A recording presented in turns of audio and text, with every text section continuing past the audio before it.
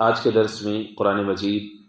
فرقان حمید کی سورہ نمبر 4 سورۃ النساء کی ایک آیت مبارکہ آیت نمبر 11 یہ شامل ہے۔ یہ اس سورۃ النساء کا دوسرا رکوع ہے، اور یہ جو دوسرا رکوع ہے سورۃ النساء کا، اس کی خصوصیت یہ ہے کہ اس کے اندر وراثت کے جملہ حصے داروں کا بیان ہے۔ جیسا کہ گزشتہ دروس میں کئی سارے مقامات پر میں عرض کر چکا ہوں کہ کچھ ایسے ورثاء ہوتے ہیں کہ جن کے حصے قرآن و سنت سے طے شدہ ہیں کہ ان کو یہ حصہ ملنا ہی ملنا ہے، جن کو اصطلاحی اعتبار سے ذوی الفروض کہا جاتا ہے۔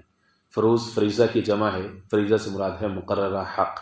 یعنی جن کے حصے یا جن کا حق اللہ نے اور اللہ کے نبی علیہ الصلوۃ والسلام نے مقرر فرما دیا ہے۔ اب یہاں پر ان کا تفصیل کے ساتھ بیان ہے، اور یہ قرآن مجید کی وراثت کے حوالے سے جامع ترین یہی مقام ہے۔ یہاں پر جو ہے وہ جملہ حصوں کا ذکر ہے، اس کے علاوہ کوئی ایک آدھے اور مقام پر اسی سورۃ النساء کی آخری آیت میں کلالہ کا ذکر ہے کہ جس کا آگے پیچھے کوئی نہ ہو، اوپر نیچے کوئی بھی عزیز رشتہ دار ہو ہی نہ سرے سے، لیکن وہ دولت چھوڑ کے مرا ہے، اس کو کلالہ کہتے ہیں۔ اس کا تفصیلی حکم کچھ یہاں پر آگے آیت نمبر 12 کے آخر میں آئے گا، اور پھر وہاں پر چل کر کے اس کا تذکرہ آئے گا۔ تو یہ جو مقام ہے، یہاں پر تقریباً جملہ حصے دار جتنے بھی ہیں، 4 جو ہے وہ مرد ہیں اور 8 عورتیں ہیں۔ ان کے حصے کب کب کن صورتوں میں کتنے ملیں گے، کس کا حصہ کتنا کم ہوگا، کس کا حصہ کتنا بڑھ جائے گا کس صورت میں، تو ان کا تذکرہ انہی آیات مبارکہ میں ہے۔ لیکن اس کے لیے تمہید کے طور پر یہ بات جان لینی چاہیے کہ جو میت جو مال چھوڑ کر کے جائے جو شخص، تو اس کو کہتے ہیں ترکہ۔ ترکہ پر 4 حق ہوتے ہیں۔ یہ نہیں ہے کہ سیدھا اس کی تقسیم کر دیں گے عزیز رشتہ داروں میں، یا اولاد اس کے اوپر قبضہ کر لے، ایسا نہیں، بلکہ اس کے اوپر 4 حق ہیں۔ 4 حقوق میں سے جو سب سے پہلا حق ہے وہ ہے تجہیز و تکفین کا، کہ میت کے مال میں سے اس کا جو کفن دفن کا وغیرہ کا سارا بندوبست کیا جائے، انتظام کیا جائے۔ لیکن اس میں فرمایا کہ نہ تو بخل ہو، کنجوسی ہو، اور نہ ہی اسراف ہو، یعنی درمیانے درجے کا کفن دفن کا انتظام اس کے لیے اس کے خرچے میں سے کیا جائے۔ عام طور پر ہمارے ہاں لوگ جو ہے وہ مروت کے لحاظ سے جو ہے وہ آس پاس کے جو عزیز رشتہ دار ہوتے ہیں یا جو ہمسائے ہوتے ہیں، عمومی طور پر وہ بعض دفعہ یہ کر رہے ہوتے ہیں، ورنہ یہ میت کے مال میں سے کیا جائے تو کوئی حرج نہیں، اس کے مال میں سے ہی کرنا چاہیے۔ پہلا حق۔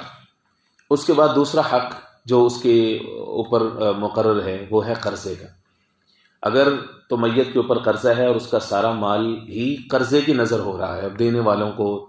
لینے والوں کو پھر دے دیا جائے گا، پھر ایسا نہیں ہے کہ اس کو تقسیم کرنے بیٹھ جائیں گے، قرض سب سے پہلے اتارا جائے۔ اگر قرض دینے کے بعد مال بچ جائے تو اب بھی وارثوں میں ابھی بھی تقسیم نہیں ہوگا، بلکہ اس کے بعد دیکھا جائے گا کہ جو میت ہے اس نے زندگی میں کوئی وصیت کی تھی کسی کے حق میں۔ وصیت کے بارے میں 2 باتیں جاننا ضروری ہے۔ پہلی بات یہ ہے کہ جو وصیت ہے وہ ایسے شخص کے حق میں نہیں کی جا سکتی جو آلریڈی کسی حصے کا مالک ہو، شریعت نے اس کو حصہ دیا ہو۔ مثلا کوئی شخص یہ نصیحت کر دے کہ میرے سارے ایک بیٹے کو فلانا مال دے دیا جائے، میری ایک بیٹی کو فلانا مال دے دیا، میرے بھائی کو فلانا مال دے دیا جائے، میری بیوی کو فلانا مال دے دیا جائے، سارا نہیں۔ وصیت لا وصیت لوارث، یہ حضور پاک علیہ الصلوۃ والسلام نے اٹل اصول دے دیا۔ وارث کے حق میں وصیت نہیں ہوتی، نافذ العمل نہیں، اس کو آلریڈی حصہ۔ کسی اور کے لیے اگر وصیت کر جاتے ہیں تو اس کے بعد پھر اس میں دوسری چیز جو سمجھنے کی ہے وہ یہ ہے کہ وصیت جو ہے وہ ثلث سے زائد میں نافذ نہیں ہوتی۔ ثلث سے مراد یہ ہے کہ 1/3۔ اگر میت اپنے سارے کے سارے مال کی وصیت کر جائے تو پھر اس کو نافذ نہیں کیا جائے، بلکہ 1/3 میں کل مال کا اس کی مالیت کتنی ہے، پھر اس میں سے اس کا تہائی کتنا ہے، تو ثلث میں نافذ کیا جائے۔ اگر ثلث میں وصیت نافذ ہو جاتی ہے ٹھیک ہے، زیادہ ہے تو اس کو پورا نہیں کرنا، ثلث تک پورا کرنا ہے۔ اگر ثلث سے کم ہو تو پھر باقی ہے جتنا ہے وہ سارا کا سارا، پھر چوتھا جو میت مال پر حق ہے یعنی وراثت کی تقسیم، پھر وہ اس میں شامل ہو جائے گی۔ وراثت کی تقسیم کیسے ہوگی، یہاں پر جس ترتیب کے ساتھ یہاں پر اس آیہ مبارکہ میں موجود ہے ہم اس کو جو ہے وہ سمجھ لیتے ہیں۔ فرمایا یوصیکم اللہ فی اولادکم، تمہارا رب تمہیں وصیت کرتا ہے۔ اللہ کے وصیت کرنے سے مراد یہ ہے کہ تمہیں حکم دیتا ہے، اللہ پاک تمہیں حکم دیتے ہیں فی اولادکم، تمہاری اولاد کے بارے میں۔ للذکر مثل حظ الانثیین، اس میں یہ اصول اپنا لیا جائے کہ مذکر کے لیے 2 مؤنث کے حصے کے برابر ہے، یعنی ایک لڑکے کا حصہ 2 لڑکیوں کے حصوں کے برابر ہے۔ یہ اصول دے دیا ہے اولاد کے لیے۔ اللہ رب العزت نے یہ فرمایا کہ تمہاری اولاد کے بارے میں تمہیں وصیت کی جا رہی ہے یا تمہیں حکم دیا جا رہا ہے۔ اس کی وجہ یہ ہے کہ ابتدائی اسلام میں یا زمانہ جاہلیت میں، جیسا کہ میں کچھ واقعات آپ کے سامنے رکھ چکا ہوں، کہ لوگ کیا کرتے تھے کہ جو عزیز رشتہ داروں میں سے جو اس کے بھائی وغیرہ ہوتے تھے میت کے، چونکہ وہ عام طور پر بڑے ہوتے تھے، طاقتور ہوتے تھے، تو وہ مال کے اوپر قبضہ کر لیتے۔ نتیجہ یہ ہوتا تھا کہ میت کی بیوہ اور اس کے جو بچے ضعیف یتیم بچے، وہ سارے کے سارے وراثت سے محروم رہ جاتے تھے۔ جیسا کہ صاحب روح المعانی کا قول میں نے کل آپ کے سامنے رکھا کہ عرب کے اندر یہ مشہور تھا کہ وراثت کا مستحق صرف وہ شخص ہے جو گھوڑے پہ سوار ہو سکتے ہیں، جو دوڑ بھاگ کر سکتے ہیں، جو دشمنوں کے خلاف لڑ سکتے ہیں، دشمنوں سے مال غنیمت چھین سکتے ہیں۔ تو وراثت کا مستحق بھی وہی ہے۔ ظاہر ہے کہ عورتیں صنف ناسک یا بچے وہ یہ کام نہیں کرتے، لہٰذا جو ہے ان کو معاشرے کی بس اس پہ چھوڑ دیا جاتا تھا، اگر کوئی چاہے تو اس کی مدد کرے، چاہے تو ان کی نہ کرے، ادروائز ان کو وراثت میں سے حصہ نہیں ملتا۔ تو اس لیے رب العزت نے تاکید کی فی اولادکم، تمہاری اولاد کے بارے میں۔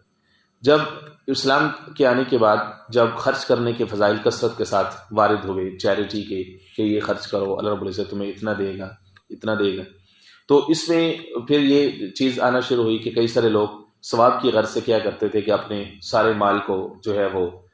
کسی کے حوالے کر دیا یا بطور صدقہ کر دیا، ہبہ کر دیا کسی کو ثواب کی غرض سے۔ اگرچہ نیت تو اچھی ہوتی تھی، لیکن شریعت نے اس کو بھی جو ہے وہ لمیٹڈ کر دیا کہ بھائی اگر تم اپنا سارا مال جو ہے وہ اس طرح سے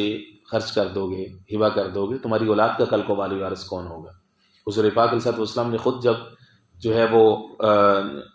لوگوں کو ترغیب دی تو ایک صحابی رسول تھے صلی اللہ علیہ وسلم، غالباً ابو الدحداء رضی اللہ تعالیٰ، 2 باغ تھے، ٹاپ کوالٹی کے تھے، بہترین فرنش باغ، دور دور سے لوگ ان کی سیر کو آتے تھے، اور زبردست ریزورٹ تھے وہ، اور بہترین وہ وزٹنگ پلیس۔ حضور پاک علیہ الصلوۃ والسلام کی خدمت انہوں نے عرض کی، یا رسول اللہ یہ دونوں ہی آپ کے حوالے ہیں، کیا آپ نے یہ فرمایا ہے کہ جو شخص اللہ کے راستے میں خرچ کرے گا اللہ نے اس کے لیے جنت کا وعدہ کیا؟ جی میں نے کہا۔ فرمایا یا رسول اللہ یہ دونوں ہی آپ کے حوالے ہیں۔ حضور پاک علیہ الصلوۃ والسلام نے فرمایا نہیں، ایک تم اللہ کے راستے میں خرچ کرو، ایک اپنے بیوی بچوں کے لیے رکھو۔ تو اس لیے یہ نہیں ہوتا ہے کہ انسان اپنا سارا کا سارا مال ہی خرچ کر کے پھر بیٹھ جائے، بلکہ اپنے بیوی بچوں کا حق رکھے۔ تو اس طرح سے کچھ واقعات بھی ہوتے تھے، تو اس لیے فرمایا کہ تمہاری اولاد کا تم پر حق ہے، ان کے لیے جو تم محنت مزدوری کر رہے ہو اللہ کے راستے میں بھی خرچ کرو، کچھ نہ کچھ ان کے لیے بھی بچاؤ۔ للذکر مثل حظ الانثیین، فرمایا اصول یہ ہے کہ جو مذکر اولاد ہے یعنی بیٹے کے لیے مثل حظ الانثیین، اس کو دیا جائے گا انثیین 2 مؤنث 2 بیٹیوں کے حصے کے برابر۔ فرمایا فإن كن نساء فوق اثنتین، اگر عورتیں زیادہ ہیں یعنی بیٹیاں جو ہیں وہ 2 یا 2 سے زیادہ ہیں، یا بہنیں 2 یا 2 سے زیادہ ہیں، فوق اثنتین فلہن ثلث ما ترک، تو اس صورت میں ان کو دیا جائے گا 2 ثلث۔ اگر ان کے ساتھ کوئی بھائی نہیں ہے، صرف بیٹیاں ہی بیٹیاں ہیں، 2 ہوں، 2 سے زیادہ ہوں، 3 ہوں، 4 ہوں، 5 ہوں، جتنی بھی ہوں،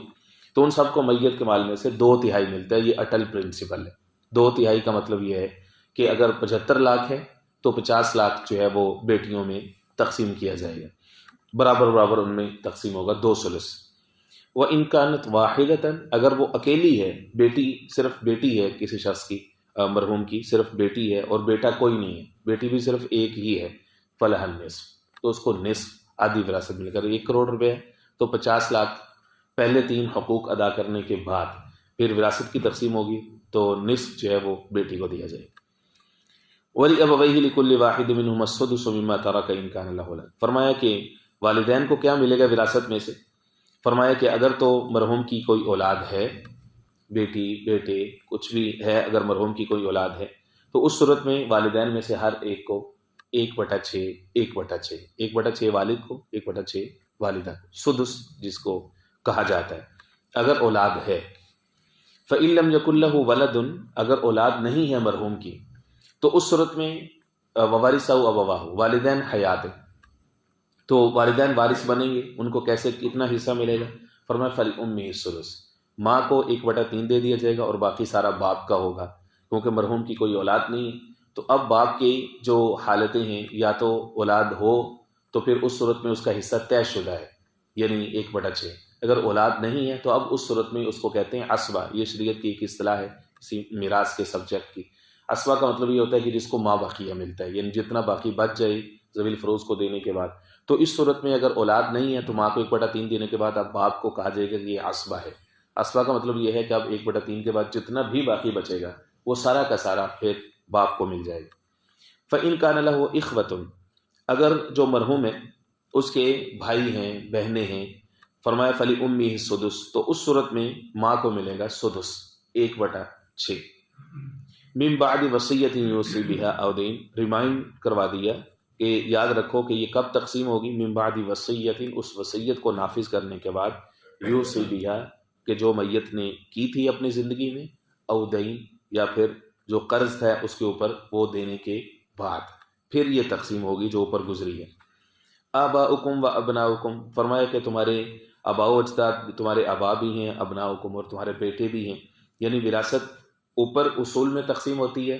فروع میں تقسیم ہوتی ہے، یعنی نیچے والی جو نسل ہے اس کے اندر تقسیم ہوتی ہے. لا تدرون ایہم اقرب لکم نفعا، اگر تم یہ سوچتے رہو کہ پتہ نہیں کس چیز میں نفع ہے، میں اوپر والوں میں سے کسی کو سارا مال دے دوں یا نیچے والوں میں سے کسی کو سارا مال دے دوں کہ شاید یہ میرے لیے اچھے ہوں، فرمایا تم نہیں جانتے کہ ان میں سے کون تمہارے لیے زیادہ قریب ہے نفع کے اعتبار سے، یہ اللہ جانتے ہیں. بس اللہ تمہیں حکم دے رہا ہے کہ تمہارے مال کی تقسیم میں یہ حصہ دار ہیں اور حقدار ہیں. ایک اصول جو ہے وہ کل کے درس میں گزر چکا ہے، الاقرب فالاقرب کا. الاقرب فالاقرب کا مطلب یہ ہے کہ مال پر سب سے پہلا حق اس کا ہوتا ہے جو میت کے سب سے زیادہ قریبی ہوتا ہے. قریبی والا دور والے کو وراثت سے محروم کر دیتے ہیں. یعنی اگر باپ موجود ہے تو اس صورت میں دادے کو کچھ نہیں ملے گا، بیٹا موجود ہے تو پوتے کو وراثت میں سے نہیں ملے گا. فریضۃ من اللہ، فرمایا یہ اللہ کی طرف سے فرض ہے، طے شدہ ہے.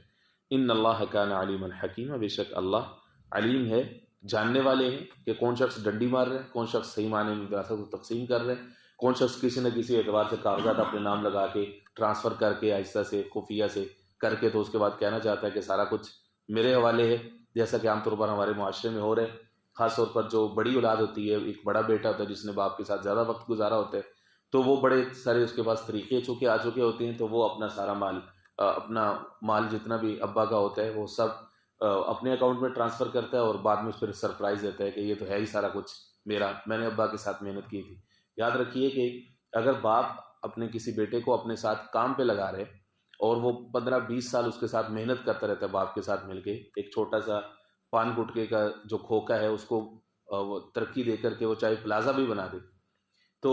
باپ کے مرنے کے بعد وہ جو مال ہے وہ سارا کا سارا باقی سب بہن بھائیوں میں اسی طرح سے تقسیم ہوگا جس طرح سے شریعت کہتی ہے. یہ صاحب لاکھ چیخیں کہ میں نے 20 سال ابا کے ساتھ گزارے، 15 سال ابا کے ساتھ گزارے، اس کو کہا جائے گا تجھے صرف دعائیں ملے گی، سارا مال تجھے نہیں ملے گا. ہاں اس کی تدبیر یہ ہے کہ جو ابا جی ہیں ان کو چاہیے کہ یا تو ان کو بطور ملازم کے رکھے، ان کی تنخواہ مقرر کرے تاکہ وہ اپنے مال کا خود وارث ہو، یا پھر جو ہے وہ زندگی میں سب کے درمیان مال کو تقسیم کرے، اس کو کہے کہ تو تیرا جو اتنا حصہ جو تجھے میں دے رہا ہوں تو اس کو میرے ساتھ پارٹنرشپ پہ آ جائے. یہ اصول ہیں جو شریعت نے مقرر کی. ورنہ مرنے کے بعد ایسا نہیں ہو سکتا کہ وہ یہ کہے کہ چونکہ 20 سال میں نے ابا کے ساتھ کام چلایا تھا، ترقی دی تھی، تو اس لیے باقی سارے بہن بھائی جو چھوٹے ہیں اب وہ کہے کہ نہیں تمہارا تو کوئی حصہ نہیں، اگر میں چاہوں تو تمہیں کچھ دوں، چاہوں تو تمہیں کچھ نہ دوں، یہ تو چھوٹا سا تھا، یہ تو پیڑے کھاتا رہتا تھا، کھا کھا کے موٹا ہو گیا، اب اس کو میں کہاں سے مال دوں، میں نے ابا کے ساتھ محنت کی ہے. نہیں، ایسی کوئی بات نہیں چلنے والی ہے، وہ ابا کی اولاد، اس لیے ان سب کے درمیان